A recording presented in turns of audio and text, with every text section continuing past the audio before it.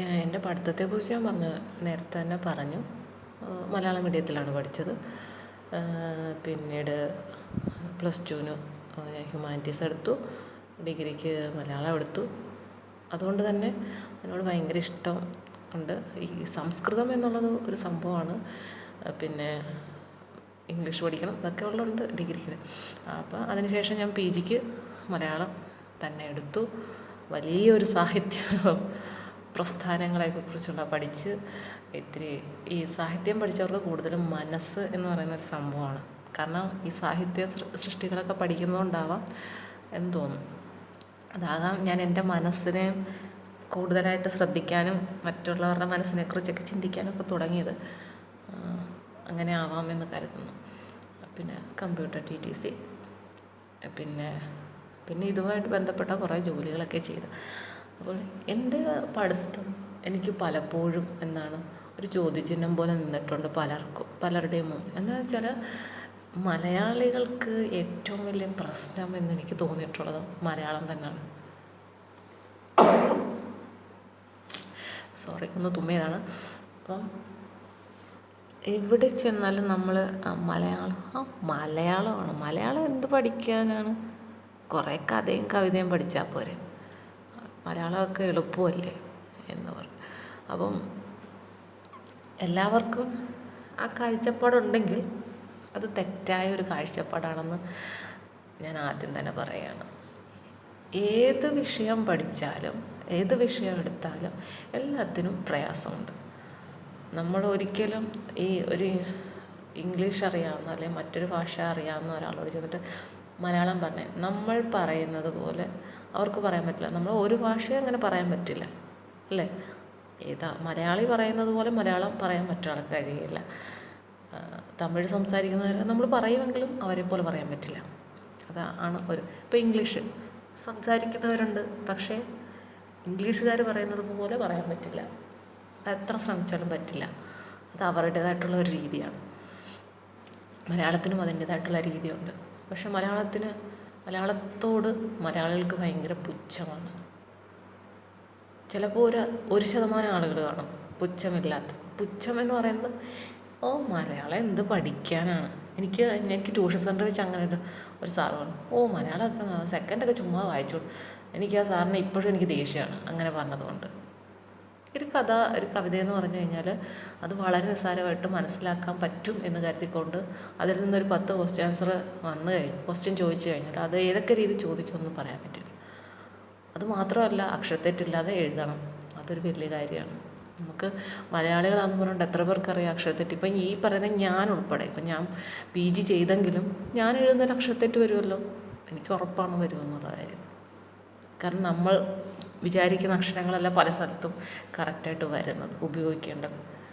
അത് തെറ്റായിട്ട് ഉപയോഗിക്കുന്നത് ഞാൻ ഉപയോഗിക്കാറുണ്ട് തെറ്റായിട്ട്. അപ്പം പിന്നെ സ്വാഭാവികമായിട്ടും എല്ലാവർക്കും തെറ്റ് വരാം. അത് മാത്രമല്ല, പഴയ ലിപികളൊന്നുമല്ല ഇപ്പോഴും നമ്മൾ ഉപയോഗിക്കുന്നതിൽ ഒരുപാട് വ്യത്യാസങ്ങളും വന്നിട്ടുണ്ട്. മലയാളം എന്ന് പറയുമ്പോൾ വെറും പുച്ഛമായിട്ട് പറയുന്നുണ്ട്. ചില സമയത്ത് എനിക്ക് മലയാളം ഒന്ന് പറയണമെന്നുള്ളത്, പക്ഷേ എനിക്കതിൽ അഭിമാനമുണ്ട്. മലയാളം പഠിക്കുക എന്ന് പറയുമ്പോൾ PG എന്ന് പറയുമ്പോഴത്തേക്കും ഈ മലയാളം ഉണ്ടാകുന്നതിന് മുമ്പുള്ള ഒരു കാലഘട്ടമുണ്ട്. ആ കാലഘട്ടം മുതൽ മലയാളത്തിൻ്റെ ഉൽപ്പത്തി മുതൽ മലയാളത്തിന് ഏതൊക്കെ ഭാഷയായിട്ട് ബന്ധമുണ്ട്, ഇതെങ്ങനെ ഇന്ന് ഈ നിമിഷം വരെ മലയാളത്തിൽ എന്തൊക്കെ മാറ്റങ്ങളുണ്ടായി, ഏതൊക്കെ കവിതകളുണ്ടായി, കൃതികൾ, നോവലുകൾ, ഇതെല്ലാം നമ്മൾ തുടക്കം മുതൽ നമ്മൾ പഠിക്കുന്ന കാലഘട്ടം വരെയുള്ള എല്ലാം തന്നെ പഠിക്കണം. PG ആകുമ്പോൾ മുഴുവൻ കാര്യങ്ങളും പഠിക്കണം. മലയാളവുമായി ബന്ധപ്പെട്ട എല്ലാ കാര്യങ്ങളും പഠിക്കണം. അതാണ് PGയുടെ പ്രത്യേകത. അങ്ങനെ തന്നെ ആവാം എല്ലാ വിഷയവും എടുക്കുന്നവർക്കും ഈ തുടക്കം മുതൽ അവസാനം വരെ നമ്മൾ പഠിക്കുന്ന കാലഘട്ടം വരെ എന്തെല്ലാം ഉണ്ടോ അതെല്ലാ മാറ്റങ്ങളും നമ്മൾ പഠിക്കണം. മാത്രമല്ല, ഇതുമായി ബന്ധപ്പെട്ട് നമ്മുടെ സാഹിത്യവും മറ്റ് സാഹിത്യവുമായിട്ടുള്ള ബന്ധങ്ങൾ, നിരൂപണം, താരതമ്യം, വിവർത്തനം, ഇങ്ങനെയൊക്കെയുള്ള നിരവധി കാര്യങ്ങളും പഠിക്കണം. ഒപ്പം തന്നെ നമ്മുടെ മലയാളത്തിന് ഏറ്റവും കണക്ഷനായിട്ട് കിടക്കുന്നത് സംസ്കൃതവും പഠിക്കണം. അതിൽ ഗ്രാമർ ഉൾപ്പെടെ. ഇപ്പം മലയാളത്തിലായാലും ഗ്രാമർ പഠിക്കണം. മലയാളത്തിൻ്റെ ഗ്രാമർ എന്നൊക്കെ പറയുന്നത് ഇത്തിരി കടുകട്ടിയാണ്. നമ്മൾ ചില കാര്യങ്ങളൊക്കെ ഞാനൊക്കെ ചിലതൊക്കെ നമ്മുടെ മനസ്സിലാക്കാൻ ശ്രമിച്ചിട്ട് പറ്റാഞ്ഞിട്ട് കാണാതെ പിടിച്ചിട്ടുണ്ട്. അങ്ങനെ വരെ നമ്മളായിട്ട് കുഴപ്പിക്കും. എൻ്റെ ഒരു അഭിപ്രായത്തിൽ മലയാളം നല്ല പ്രയാസമുള്ള ഒരു വിഷയം തന്നെയാണ്. നമുക്ക് ഒന്നാമത്തെ കാര്യം നമുക്ക് എഴുതി പിടിപ്പിക്കാൻ ഭയങ്കര പാടാണ്. നമുക്ക് നമ്മുടെ ഒരു പരീക്ഷ ഒറ്റ ഒരു എക്സാം, അതിൽ ഒറ്റ ഒരു ചോദ്യത്തിന് ഉത്തരം എഴുതിയാൽ മതി. ഒറ്റ ഒരു ചോദ്യത്തിന് ഉത്തരം 3 മണിക്കൂർ. അത് കണ്ട് 20 പേജോ 22 പേജോ അത്രയാണോ എനിക്ക് ഓർമ്മയില്ല കറക്റ്റായിട്ട്. അത്രയും പേജിലാണ് ഒറ്റ ഒരു പരീക്ഷ. 3-4 ക്വസ്റ്റ്യൻ കണ്ടുണ്ട്. അതിനകത്ത് 3 ക്വസ്റ്റ്യൻ കണ്ടുള്ളൂ. അതിൽ നിന്ന് ഒരേ ഒരെണ്ണത്തിന് മാത്രം നമ്മൾ ആൻസർ ചെയ്താൽ മതി. PGക്ക് ഒരു പരീക്ഷ അതാണ്. പിന്നെ സംസ്കൃതമുണ്ട് 2 എണ്ണം. അപ്പം ഞാൻ ഡിഗ്രിയൊക്കെ കഴിഞ്ഞു PGക്ക് പോകണമെന്നുള്ള ആഗ്രഹം ഉള്ളിലുണ്ടായി. അങ്ങനെ PGക്ക് വേറൊരു ജില്ലയിലാണ് ഞങ്ങളുടെ ക്ലാസ്സിന്. അവിടെ പോവും, ക്ലാസ് കഴിയും, തിരിച്ചു വരും. ഞങ്ങളെ സംസ്കൃതം പഠിപ്പിച്ച സാറുണ്ട്. അയ്യോ, എന്നാൽ നല്ല പ്രായമുള്ള ആളുകളൊക്കെ ഉണ്ട് നമ്മുടെ കൂടെ പഠിക്കാനൊക്കെ. കാരണം ഈ സ്കൂളിലൊക്കെ ജോലി ചെയ്യുന്നവരാണ്. ചിലർക്ക് നെറ്റ് കാണും. ഈ നെറ്റും ഈ PGയും തമ്മിലൊരു ബന്ധമുണ്ട്. PGക്ക് 55% മാർക്കുണ്ടെങ്കിൽ മാത്രമേ നമുക്ക് നെറ്റ് എഴുതാൻ പറ്റുള്ളൂ. നാഷണൽ എലിജിബിലിറ്റി സർട്ടിഫിക്കറ്റ് ആണ്. ടെസ്റ്റ് സർട്ടിഫിക്കറ്റ് അല്ല, ടെസ്റ്റ്. ആ സർട്ടിഫിക്കറ്റിന് വേണ്ടിയിട്ടുള്ള ടെസ്റ്റാണ്. അപ്പം അത് എഴുതണമെങ്കിൽ 55% മാർക്ക് വേണം. അപ്പം ഈ നെറ്റ് കിട്ടിക്കഴിഞ്ഞാൽ കോളേജിൽ പഠിപ്പിക്കാം. അതായത് PGയും നെറ്റും ഉണ്ടെങ്കിൽ കോളേജിൽ പഠിപ്പിക്കാം എന്ന ഒരു ഇതുണ്ടായിരുന്നു UGCക്ക്. ആ ഒരു സമയത്താണ് എന്തുകൊണ്ട് ഞാനൊരു അഡീഷണലായിട്ട് ഇരിച്ചിട്ട് നമുക്ക് MAക്ക് പോവാം എന്നൊക്കെ ചിന്തയായിട്ട് വന്നത്. അപ്പോൾ എൻ്റെ അടുത്തൊരു ഇതെന്ന് പറഞ്ഞത് നെറ്റ് എഴുതണമല്ലോ. നെറ്റെന്ന് പറയുന്നത് 11% 13% ഒക്കെയാണ് അതിൻ്റെ ഒരു വിജയ ശതമാനം എന്ന് പറയുന്നത്. 2 പേപ്പറായിട്ടാണ് ഒരു ദിവസം. ഇപ്പോഴത്തെ രീതിയിൽ എന്തെങ്കിലും മാറ്റം വന്നോന്ന് എനിക്ക് കറക്റ്റായിട്ട് അറിയത്തില്ല. അപ്പം അങ്ങനെയാണ് അതിൻ്റെ പഠിത്തം. അപ്പം 55% വേണം. ഞാനിങ്ങനെ വിചാരിക്കും, എൻ്റെ ദൈവം, ഞാനിത് എങ്ങനെ എഴുതി തീർക്കും? നമ്മുടെ മനസ്സിൽ ഇതെല്ലാം എഴുതാനുള്ളതുണ്ടെങ്കിൽ എഴുതി വെക്കണമെന്നുള്ള എൻ്റെ കൈ അത്ര സ്ട്രോങ് അല്ല. എൻ്റെ തോള് വേദന എന്നെ ഏത് രീതിക്ക് എത്തിക്കും എന്നായിരുന്നു എൻ്റെ ഏറ്റവും വലിയ ടെൻഷൻ. അപ്പം ഫസ്റ്റ് ഇയർ ആയപ്പോഴത്തേക്കും എനിക്ക് ആവേശം, ഭയങ്കര ആവേശം, എങ്ങനെയെങ്കിലും 55% വേണം എന്ന ആവേശവുമായി ഞാൻ എൻ്റെ വയ്യാത്ത തോളും വെച്ച് ഭയങ്കര പഠിത്തം. അപ്പം നമുക്ക് കുറച്ച് അല്ലാതുള്ള കണ്ടെന്ന് വെച്ചാൽ നമുക്ക് എന്തായാലും കുറച്ച് റെഫർ ചെയ്യണം. അപ്പം കുറേ ലൈബ്രറിയൊക്കെ കയറി ഇറങ്ങി കുറേ പുസ്തകമൊക്കെ എടുത്തു വെച്ച് നോക്കണം, അത് നോക്കണം, ഇത് നോക്കണം. മൊത്തം കലാപരിപാടികളാണ് ഇങ്ങനെയുള്ളത്. അതിനൊപ്പം തന്നെ നമുക്ക് അസൈൻമെൻ്റ് ഉണ്ട്. എത്ര വിഷയം തരും, ആ വിഷയത്തിനെ കുറിച്ച് നമ്മൾ അസൈൻമെൻ്റ് എഴുതണം. അപ്പോൾ അതിനുള്ള റെഫറൻസൊക്കെ എഴുതണം. കുറേ കൊനഷ്ടം അങ്ങനെ അതും എഴുതണം, ഇതൊന്നും എഴുതണം. അപ്പോൾ ഫസ്റ്റ് ഇയർ ആയപ്പോഴത്തേക്കും ഈ എല്ലാം കൂടെ പഠിക്കാനുള്ള ശ്രമങ്ങൾ നടത്തി. കാരണം നമുക്ക് ആവേശം കൂട്ടി എല്ലാം കൂടെ നമുക്ക് പഠിക്കുകയാണ്. എന്നിട്ട് ഈ എല്ലാം കൂടെ പഠിച്ചിട്ട് എന്താ സംഭവിക്കാമെന്നറിയാം? എല്ലാം പഠിച്ചു, പക്ഷേ അതിനനുസരിച്ച് അങ്ങോട്ട് എഴുതാൻ പറ്റുന്നില്ല. അതെഴുതണോ ഇതെഴുതണോ, കൺഫ്യൂഷൻ. പിന്നെ ചിലതൊക്കെ നമ്മുടെ മനസ്സിൽ നിന്ന് അങ്ങ് പോകും, ഇതെല്ലാം കൂടെ പഠിച്ചു വെച്ചൊക്കെ. അപ്പം നോക്കിയപ്പം അത്യാവശ്യം കുറച്ച് മാർക്ക് കിട്ടി. അസൈൻമെൻറ്റിന് മാർക്കുണ്ട്. ഞാനപ്പോൾ ഇത്രയും കാര്യമായിട്ട് പഠിക്കണം, എന്തിനിങ്ങനെ വാരി വലിച്ച് എല്ലാം കൂടെ പഠിക്കുന്നത്? അപ്പോൾ എൻ്റെ ആവേശം കുറഞ്ഞു. ഫസ്റ്റ് ഇയർ കഴിഞ്ഞപ്പോൾ നമുക്കങ്ങനെയാണല്ലോ, ആദ്യം നമ്മൾ ഭയങ്കര ആവേശം, പിന്നെ തണുത്ത് വരും.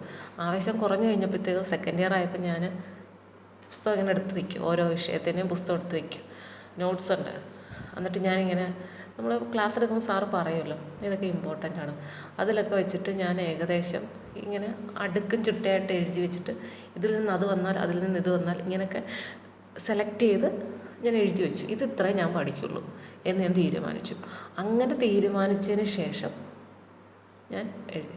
ഫസ്റ്റ് ഇയറിൽ ഞാനാണെങ്കിൽ ഒരുപാട് കഷ്ടപ്പെട്ടു. ഈ അസൈൻമെൻറ്റിന് മാർക്ക് കൂടുതൽ കിട്ടാൻ വേണ്ടിയിട്ട് കുറേ ബുക്കൊക്കെ എടുത്ത് അനിയനുമായിട്ടാണ് പോകുന്നത്. അവൻ ചിലപ്പം ദേഷ്യം, നമ്മളിതെല്ലാം നോക്കിയെടുക്കണ്ടേ, റെഫർ ചെയ്യാൻ വേണ്ടി ബുക്ക് കൊടുക്കും. അതിൽ ഇന്ന ബുക്ക് ഇന്ന ആൾ എഴുതിയത്, ഇന്നടത്ത് പബ്ലിഷ് ചെയ്തത്, അത് ഇന്ന വർഷമാണെന്നും ഇന്ന പേജിലാണ് ഇത് എഴുതിയിരിക്കുന്നതൊക്കെ പറഞ്ഞിട്ട് എഴുതണം.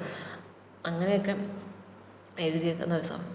സെക്കൻഡ് ഇയർ ആയപ്പോൾ അതും എൻ്റെ മനസ്സിൽ നിന്ന് തണുക്കാൻ തുടങ്ങി. ഞാൻ അധികമൊന്നും ഈ റെഫറൻസിൻ്റെ ഒന്നും എഴുതാതെ ആദ്യത്തെ അസൈൻമെൻ്റ് ഒക്കെ നല്ല വൃത്തിയായിട്ടൊക്കെ അക്ഷരത്തിൽ എഴുതി. രണ്ടാമത്തെ വലിയ ഇതൊന്നും കാണിച്ചില്ല. സ്വാഭാവികമായിട്ടും നമ്മൾ പരീക്ഷയ്ക്ക് എഴുതുന്ന രീതിയിൽ അങ്ങ് എഴുതി. വലിയ വൃത്തിയായിട്ടൊന്നും ശ്രമിക്കാതെ അക്ഷരങ്ങൾ ഉരുട്ടാതെ നോർമലായിട്ട് എഴുതുന്ന രീതിയിലൊക്കെ എഴുതി. കാരണം എനിക്ക് സമയം കിട്ടിയില്ല, ഒന്നാമത്തെ കാര്യം. അതിലാണ് എനിക്കങ്ങനെ സംഭവിച്ചത്. അങ്ങനെയൊക്കെ എഴുതി പരീക്ഷയൊക്കെ കഴിഞ്ഞു. അപ്പം ഞങ്ങളുടെ പിന്നെ സംസ്കൃതം സാറുണ്ട്, നമ്മളെ വായിപ്പിക്കും, ബുക്കൊക്കെ വായിപ്പിക്കും, പുസ്തകം വായിപ്പിക്കും. എഴുന്നേറ്റ് നമ്മൾ ഇന്നാളുടെ എണ്ണീക്ക് മുറ്റുകൊണ്ട്. അപ്പം സാറ് വായിച്ചു കഴിയുമ്പോൾ നമ്മളത് എണ്ണീച്ചെന്ന് ഇത് നമ്മൾ വായിക്കണം സംസ്കൃതത്തിൽ. താഴെ മലയാളത്തിലൊക്കെ എഴുതി വെച്ചു. അങ്ങോട്ടൊന്നും കണ്ണുപോയ സാറിനറിയാം സംസ്കൃതം തന്നെ വായിക്കണം. അങ്ങനെ എല്ലാവരെ കൊണ്ടും വായിപ്പിക്കും സാർ. അപ്പോൾ നിങ്ങളുടെയൊക്കെ വിചാരമുണ്ട് മലയാളം എടുത്തു കഴിഞ്ഞാൽ അങ്ങ് ജയിച്ചു പോകുന്നു. എത്ര ശതമാനം പേര് ജയിക്കുന്നുണ്ടെന്ന് നിങ്ങൾക്കറിയാവോ? എത്ര പേർക്ക് സംസ്കൃതം കിട്ടാതെ പോകുന്നുണ്ടെന്ന് നിങ്ങൾക്കറിയാവോ? ഇങ്ങനെയൊക്കെ സാറ് പറഞ്ഞിട്ട് ഞാനങ്ങ് പേടിച്ച്, ദൈവമേ ഈ സംസ്കൃതം എങ്ങനെയൊക്കെയാവും.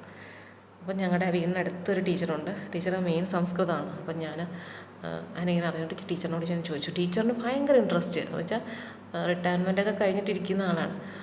അപ്പം ടീച്ചറിന് ഭയങ്കര സന്തോഷമായി. ഞാൻ ചെന്നു, ഇടയ്ക്കൊക്കെ ചെന്ന് ടീച്ചറൊന്ന് പറഞ്ഞൊക്കെ തരും. അങ്ങനെ വീട്ടിൽ നിന്നൊക്കെ പഠിക്കും, ട്യൂഷൻ സെൻറ്ററിൽ പോവും, അതും ഇതും എല്ലാം കൂടെ അങ്ങനെയൊക്കെ പോയി. എന്തായാലും സെക്കൻഡ് ഇയറിൽ മാർക്ക് എന്നാൽ ഫസ്റ്റ് ഇയറിനെക്കാട്ടി കൂടുതൽ മാർക്ക് എനിക്കുണ്ട്. അപ്പോൾ ഞാൻ അതുമാത്രമല്ല അസൈൻമെൻറ്റിനും ഫസ്റ്റ് ഇയറിനെക്കാട്ടും കൂടുതൽ മാർക്ക് സെക്കൻഡ്.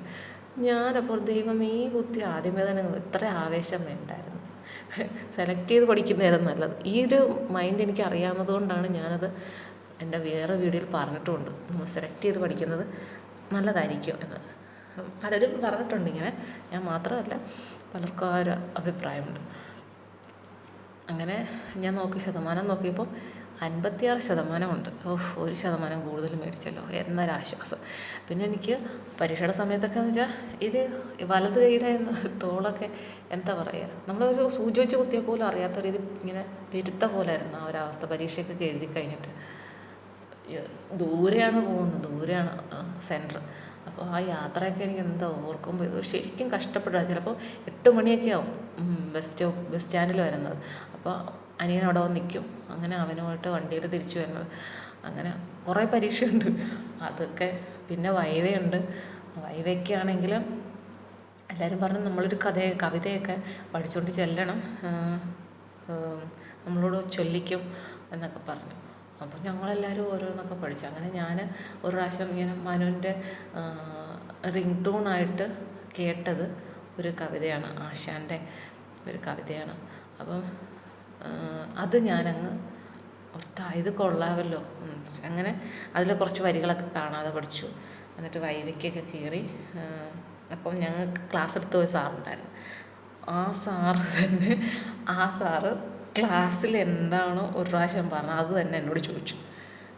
അത് എന്തായിരുന്നു, ദമയന്തിയെക്കുറിച്ചുള്ളൊരു കാര്യമായിരുന്നു. ഓർത്താൽ നമ്മൾ ഇപ്പോൾ എനിക്ക് കറക്റ്റായിട്ട് ഓർക്കുന്നില്ലല്ലോ. ഞാൻ ഓർത്തെടുത്താൽ എനിക്ക് ആ സംഭവം ഓർമ്മ വരും. പക്ഷെ അത്രയും സമയം കളയണ്ടാത്തതുകൊണ്ട് സാറ് പഠിപ്പിച്ചത് തന്നെയായിരുന്നു. അപ്പം ദമയന്തി അല്ല, ഇപ്പോൾ എനിക്ക് ഓർമ്മ വന്നു കറക്റ്റായിട്ട്. അതായത് നമ്മുടെ മറ്റേ സൂര്യ നമ്പൂതിരിയെക്കുറിച്ച് കേട്ടിട്ടുണ്ടായിരിക്കുമല്ലോ. എന്താണ് പറയുന്നത്, ഇന്ദുലേഖ എല്ലാവർക്കും അറിയാമല്ലോ, ലക്ഷണമൊത്ത കാവ്യം. അപ്പോൾ ഇന്ദുലേഖയെക്കുറിച്ചാണ്. അപ്പം അതിനെക്കുറിച്ചാണ് ഇന്ദുലേഖയുടെ ഒരു ക്യാരക്ടറിൻ്റെ രീതി എങ്ങനെയാണ് എന്നതിനെക്കുറിച്ചായിരുന്നു ചോദിച്ചത്. അപ്പം സാറങ്ങനെ ചോദിക്കുമ്പം സാറന്ന് ക്ലാസ്സിൽ പറഞ്ഞ അതേ കാര്യം തന്നെയാണ് സാറ് പറഞ്ഞത്. ഇങ്ങനൊരു അഭിപ്രായമുണ്ട് എന്നുള്ളതിനെക്കുറിച്ച് നിങ്ങളുടെ അഭിപ്രായം എന്താണെന്ന് ചോദിച്ചു. അപ്പം ഞാൻ എൻ്റെ അഭിപ്രായം പറഞ്ഞു. അപ്പോൾ സാറ് ചോദിച്ചെന്താണെന്ന് അറിയാം, അടുത്ത ചോദ്യം, ഇത് നിങ്ങളെ പഠിപ്പിച്ച സാറ് പറഞ്ഞതെന്താണോ? ഞാൻ പറഞ്ഞു സാറ് ഇങ്ങനെയാണ് പറഞ്ഞത്, പക്ഷെ എൻ്റെ അഭിപ്രായം ഇങ്ങനെയാണ് എന്നെങ്കിലും പറഞ്ഞു. അപ്പം പറഞ്ഞാൽ ഇനി എന്താണ്, എല്ലാവരും ഓരോ കവിതയൊക്കെ പഠിച്ചുകൊണ്ടാണ് വന്നത്, അപ്പം നിങ്ങൾക്ക് എന്താണ് എന്ന് ചോദിച്ചു. അപ്പം ഞാനിങ്ങനെ കവിത ചൊല്ലി ഇടയ്ക്ക് വെച്ച് എനിക്കങ്ങ് മറന്നുപോയി. അപ്പം ഞാൻ ഈ ടെൻഷൻ വരുമ്പോൾ നമ്മുടെ കയ്യിലൊരു പേനയുണ്ടല്ലോ, ആ പേന ഇങ്ങനെ ഒരു ക്യാപ്പിടും, അങ്ങനെ ഇങ്ങനെ പേന വെച്ചിട്ട് ഇങ്ങനെ പരതിക്കൊണ്ടിരിക്കുകയാണ്. അപ്പം അവിടെ ഇരുന്ന പ്രൊഫസർമാരാണല്ലോ, അപ്പോൾ പറഞ്ഞു, ഇതെന്ത് കുറേ നേരമായില്ലേ കൊച്ച്, ഇത്ര ടെൻഷൻ എന്താണ് എന്ന് ചോദിച്ചു. സാറേ ആദ്യമായിട്ടാണ് ഇങ്ങനെ, അതുകൊണ്ടാണ് എന്നൊക്കെ പറഞ്ഞ് ഏതായാലും കഴിഞ്ഞു. അത്യാവശ്യം അതിന് നല്ല മാർക്കുണ്ടായിരുന്നു. അങ്ങനെ ഡിഗ്രി PG ഒക്കെ കഴിഞ്ഞു. പിന്നെ ഇതിൻ്റെ സർട്ടിഫിക്കറ്റിന് പുറകെയുള്ള കുറേ നടത്തം. അങ്ങ് കേരള യൂണിവേഴ്സിറ്റിയാണ്, അപ്പോൾ അതിന് വേണ്ടിയിട്ടുള്ള കുറച്ച് നടത്തവും കാര്യങ്ങളും അതൊക്കെ കിട്ടി. അതും കെട്ടി പൂട്ടി വെച്ചു. പിന്നെ സർട്ടിഫിക്കറ്റിന് നമ്മൾ എല്ലാം നമുക്ക് അയച്ചു തരികയാണ്. പണ്ട് പറയുന്ന പോലെ കുഴൽപ്പണം എന്ന് പറയുന്ന പോലെ കുഴലിൽ വരുമെന്ന് പറയുന്ന പോലെ ഒരു നീളമുള്ള ഒരു ബോട്ടിൽ പോലത്തെ, അതിലാണ് നമ്മുടെ സർട്ടിഫിക്കറ്റ് ചുരുട്ടിയൊക്കെ വെച്ച് ഭദ്രമായിട്ട് അവർ ഇങ്ങോട്ട് അയച്ചു തരികയാണ്. അങ്ങനെ 2 സർട്ടിഫിക്കറ്റും ഒക്കെ പിടിച്ച് ഇങ്ങനെ ഇരിക്കുകയാണ്. അതാണ് എൻ്റെ പഠനത്തിൻ്റെ. പിന്നെ TTCയെക്കുറിച്ച് ഞാൻ നേരത്തെ തന്നെ പറഞ്ഞിട്ടുണ്ട്, നല്ലൊരു ഇതായിരുന്നു. പിന്നെ NPRലുള്ള വർക്ക്, NPR അറിയില്ല, ആധാറിൻ്റെ പോലെ തന്നെയുള്ള ഒരു രജിസ്ട്രേഷനാണ് NPR, പോപ്പുലേഷൻ രജിസ്റ്റർ ചെയ്യുന്നത്. അപ്പോൾ അതിലും കുറച്ച് നാൾ വർക്ക് ചെയ്യാൻ പറ്റി. അതൊക്കെയാണ് എൻ്റെ പഠനവും മറ്റു കാര്യങ്ങളും. ഓക്കെ.